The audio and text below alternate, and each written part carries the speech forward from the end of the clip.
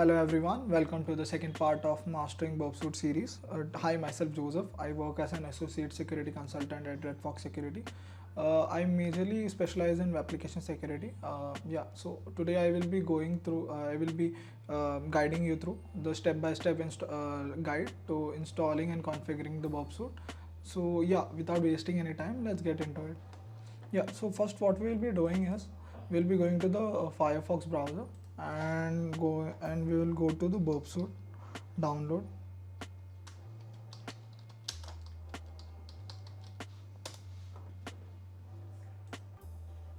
We'll be downloading the community edition for this. We'll be putting our dummy ID.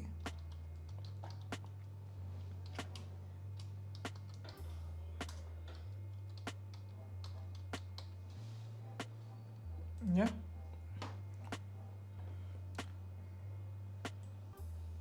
Yeah. So I think this will take a bit of time. So I have already downloaded the Bobsuit. So what you can do is you can just follow along after you complete the download. I will be cancelling this. Yeah. So so we do have Bobsuit installer right now in our download folder. We'll be installing that.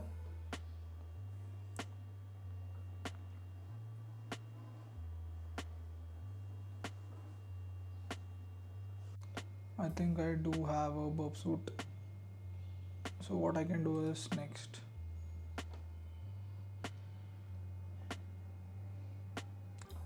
So if you do have a Bobsuit, then it will upgrade it to the latest version. Or if this is a new if your device does not have a Bobsuit, it will be installing that version. Yeah, so now you can see that we have completed our finished our installation process. Now we will be loading our Bobsuit.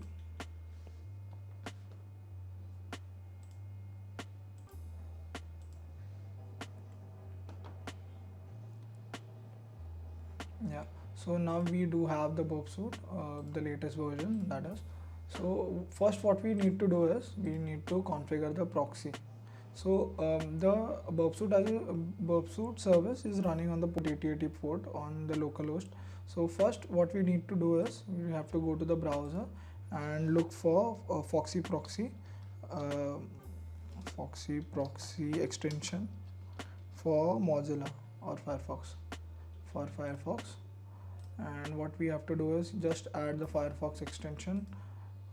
Okay, so now we have the Firefox extension, and then what we have to do is configure a proxy over there. So yeah, so we will go to the proxies.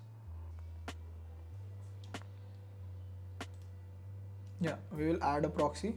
We will name this Bobsuit, and the host name will be localhost, that is 0.0.1. Yeah, and the port number will be 8080. Yeah, and we will save this proxy. Yeah, now I think we do have a proxy named as Bobsuit at running at 8080 port. What this will do is it will let the browser's traffic to 8080 port whenever it is on, like whenever the proxy is on, it will redirect to 8080 port.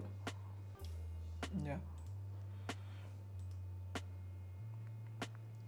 Bobsuit also has an inbuilt browser. If you don't want to configure the CA certificate and the proxy, Foxy proxy, then you can use the internal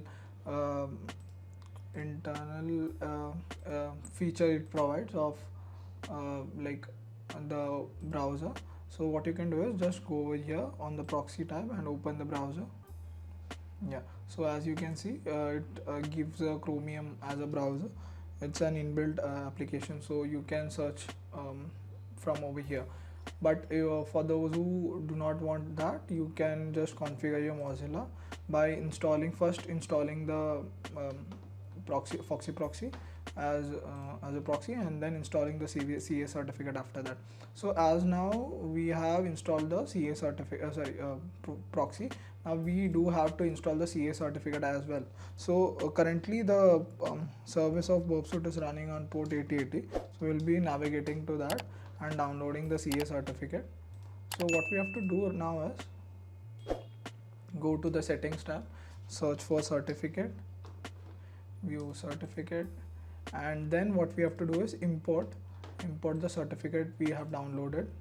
We have to check this both the boxes and click on OK. So now the CA certificate is also configured. This is you might ask, so why does we need to configure our CA certificate? So for that we need to understand that whenever the HTTPS protocol is called, whenever the application is communicating through HTTPS protocol, what TLS does is TLS encrypts its traffic and also checks for integrity of the data received. So what it does is basically for burpsuite to intercept and modify the response, we will have to break that particular secure mode of communication. And what we have to do is what burpsuite does is it imports a CA certificate which lets it sign TLS certificate for each and every web application website it visits. So for that we have to install the CA certificate as trusted root in our browser. So for this to function, like for a burpsuite to intercept and modify the request that it receives. Yeah. So right now we have configured the burpsuite as well. CA certificate as well. So what we will search for redfoxsec.com to look if our HTTP history is being populated or not. Oh, I have not turned on the proxy. Yeah.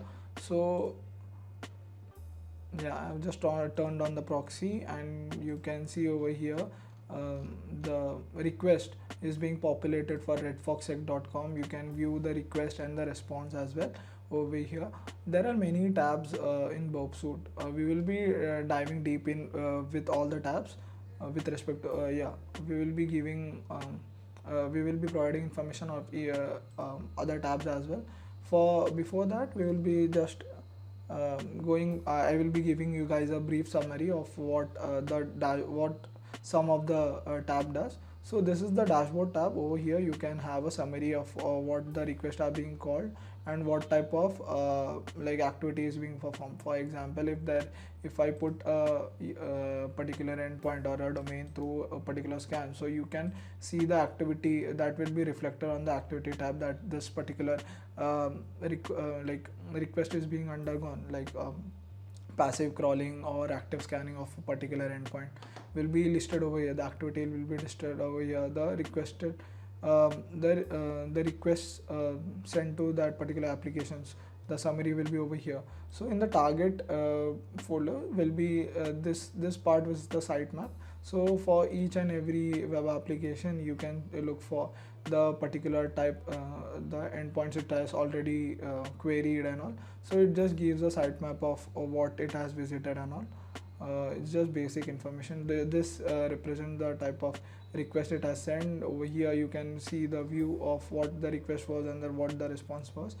Over the proxy tab, you have an intercept tab. If you turn on the intercept, then whenever you query a particular request, it will be intercepted over here. So what you can do is modify this request and forward it again.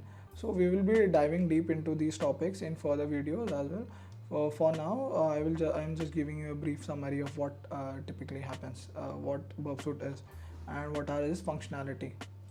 So other tabs are intruder and a repeater. Intruder is usually used for fuzzing or brute forcing a particular application. Repeater, what we do is for API, whenever we need some type of whenever we are testing some type of APIs, or input based validation, if the input validation checks are in proper place or not. So in that case we do send the request to the repeater.